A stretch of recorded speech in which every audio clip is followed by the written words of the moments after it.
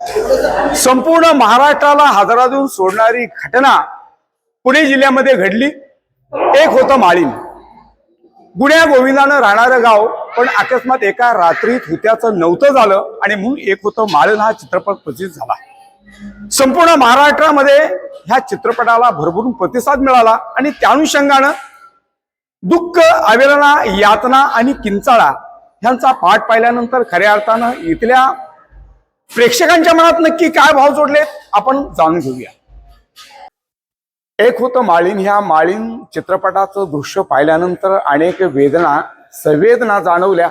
माझ्याबरोबर एक छोटीशी दिदी जोडलेली आहे। दिदी, काय वाटतंय, माळीण हा चित्रपट पाहिल्यानंतर काय वेदना जाणवल्या? एक होतं माळीण हा पिक्चर सुरुवातीला मला एवढा भावदायक नाही वाटला, पण जसा जसा पिक्चर पुढे गेला तसा तसा खूप भावनिक वाटला। त्या पिक्चर मधले क्षण हे अंगाला काटा मारण्यासारखे होते। तर कालपर्यंत हसत खेळत असणारी माणसं ही एका क्षणी एकटी झाली, याचं मला खूप दुःख वाटतंय। कोणाचे आई बाबा गमावले, कोणाचे बहीण भाऊ गमावले, तर कोणाची मुलं गमावली। हा पिक्चर एक भावदायकच आहे आणि ह्या पिक्चर मध्ये बघायला गेलं तर ती माणसांनी दुःख सहन केलंय, त्या वेदनेची आपण कल्पनाही करू शकत नाही। देव त्यांच्या आत्म्यांना शांती लाभो आणि त्यांच्या कुटुंबांना शक्ती देवो, हीच मी ईश्वरचरणी प्रार्थना करेन। दीदी, एक होतं माळीण हा चित्रपट पाहिल्यानंतर काय वेदना जाणवल्या? बघितल्यानंतर असं खास पहिले वाटलं ना, गेली बघायला सुरुवातीला, पण नंतर जसं जसं चित्रपट चालू झाला ना, म्हणजे एक गाव होतं, त्या गावामध्ये सगळे लोक एकत्र होते, सुखा दुःखाला सगळे एकत्र येत होते। पण नंतर ते एका क्षणामध्ये ते एवढं उद्ध्वस्त झालं ना, ते बघून एवढं वाईट वाटलं ना, खूपच वाईट वाटलं। त्याच्यामध्ये कोण कोण काय काय किती गमवलं ना त्या लोकांनी, सांगू नाही शकत। खरंच एवढं एवढं वाईट वाटलं ना त्या पिक्चर मध्ये बघून। कोणाची आई, कोणाची बहीण, कोणाचं भाऊ, आणि एखादं ते लहान लेकरू, एवढं लहान लेकरू होतं, त्यातून ते वाचलं। त्याच्या आईसाठी ते किती महत्वाचं होतं, त्या चित्रपटाने एवढं जाणवलं।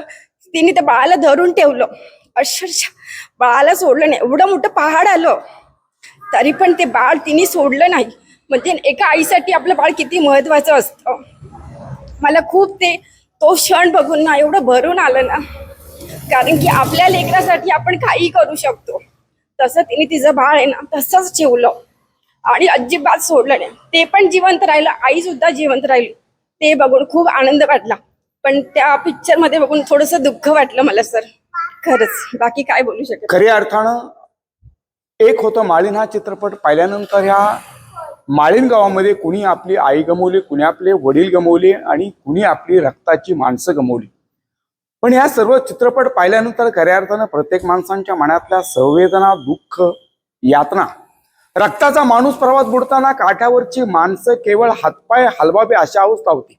प्रत्येक जीवाच्या ओतीतून प्रत्येकाला वाचवण्याचा प्रयत्न करत होता, तरी देखील मात्र आपला माणूस आपण वाचू शकलो नव्हतो। ही खंत निसर्गाने केलेल्या, कृपा केलेल्या प्रत्येक माणसांच्या मनात घर करून होती। म्हणून माळीण चित्र पाहिल्यानंतर खऱ्या अर्थानं निसर्गाचा प्रकोप आणि परमेश्वराचे आलेला हा संकट कोणीच रोखू शकत नाही, ह्याच्यातून बघायला मिळालं। म्हणून माळीण चित्रपट नक्कीच पाहणाऱ्या प्रत्येक माणसाला संवेदना, प्रेरणा आणि खऱ्या अर्थाने एक उत्तेजन मिळणारं, दुःख, यातना आणि आवेदना या प्रत्येक माणसांच्या मनात मात्र घर करून राहिल्या म्हणा हरकत नाही। Cameraman Gadre, Sameer, reporter Sagar Patil.